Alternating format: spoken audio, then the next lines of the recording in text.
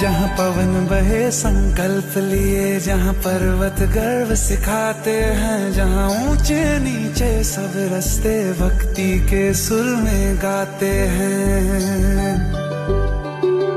उस देवभूमि के ध्यान से मैं धन्य धन्य हो जाता हूँ। उस देवभूमि के ध्यान से मैं धन्य धन्य हो जाता हूँ। है भाग्य मेरा सौभाग्य मेरा, मैं तुमको शीश नवाता हूँ। मैं तुमको शीश नवाता हूँ और धन्य धन्य हो जाता हूँ।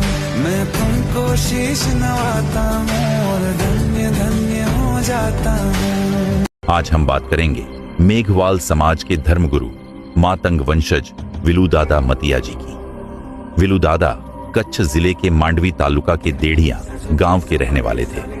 उस समय भोजाय गांव में कोई मातंग नहीं था, इसीलिए विलुदादा ने अपने जीवन काल में ही अपने पुत्र मूर्जी दादा से एक महत्वपूर्ण वचन लिया था। विलुदादा ने कहा था, पुत्र, जब मैं देव बन जाऊं तो मुझे भोजाय गांव की समसान में रखना। यही मेरा स्थान है, यही मेरी इच्छा है। लेकिन जब समय आया और विलुदादा देव हो गए, परिवार ने उन्हें देढ़िया गांव में ही रखा। 4 दिन बीते, मूर्जी दादा को अपने सपने में स्वयं विलुदादा का दर्शन हुआ। विलुदादा बोले, पुत्र, मैंने तुम्हें वचन दिया था, मुझे भोजाय गांव में रखना था, पर तुमने मुझे वहां नहीं रखा। मैं 10 महीनों के अंदर तुम्हारे घर फिर से जन्म लूंगा और जन्म लेने के 40 दिन बाद विदा हो जाऊंगा।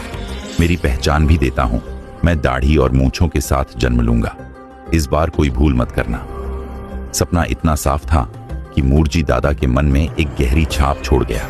और फिर ठीक 10 महीने बाद मूर्जी दादा के घर एक बालक का जन्म हुआ और जैसा वचन दिया गया था, वह बालक जन्म से ही दाढ़ी और मूंछों वाला था। पूरा परिवार, पूरा गांव स्तब्ध रह गया। उस बालक का नाम रखा गया रायशी मतिया। जन्म के ठीक 40 दिन बाद वह बालक संसार से विदा हो गया। इसके बाद मूर्जी दादा ने विलुदादा की इच्छा के अनुसार उन्हें भोजाय गांव की समसान में रखा। आज वही स्थान, वही भूमि विलुदादा मतिया जी की पावन धाम मंदिर के रूप में स्थापित है, जहां लोग आज भी उनके वचन और उनके चमत्कार को प्रणाम करते हैं।